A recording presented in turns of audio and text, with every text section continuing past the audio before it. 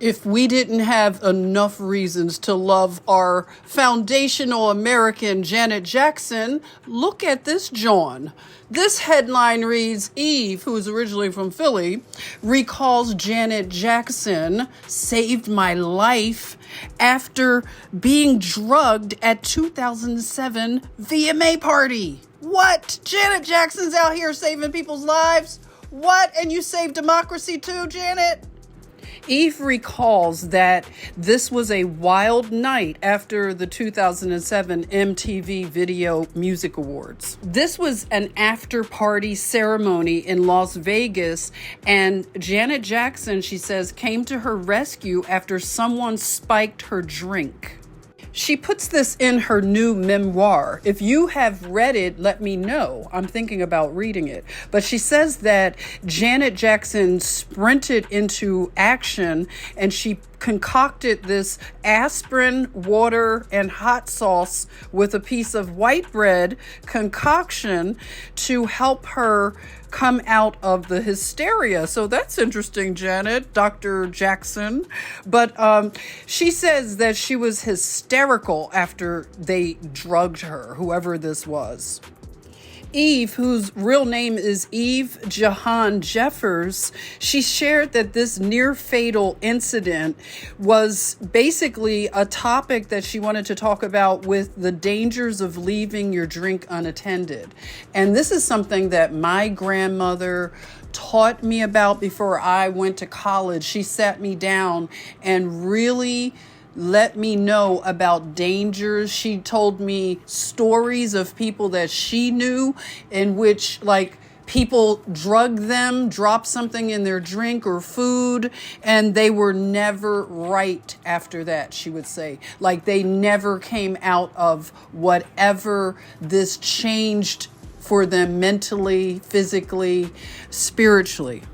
And my grandmother added that there are people that will be in your life that are secretly hating you from the sidelines, and they could be plotting on you in such a way.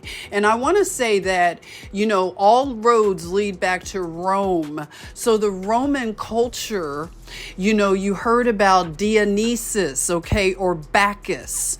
You know, Greek and Roman gods and goddesses have like different names, but it's the same spirit or throne or dominion, demonic entity. So a lot of times, the jealousy and envy that people may have for somebody, and this could be somebody in your own family that would spike your drink. I'm not trying to make people paranoid, but you've heard stories like this. My grandmother shared stuff like that. And, you know, they have studied pharmakia. Okay, so that goes back to Rome and Greece, these cultures in which they studied pharmaceuticals. They studied how to mix certain potions and things together to poison people.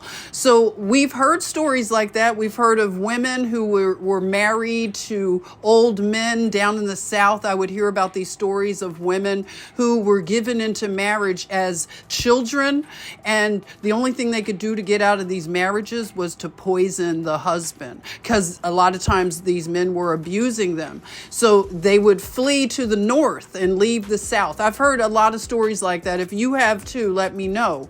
But it was common to hear about poisoning. So I wanted to just say that that is part of the culture.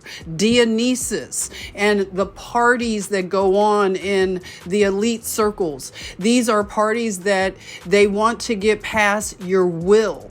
You know, they want to break in the back door, literally and figuratively in many ways, to get past what you would call your God-given will.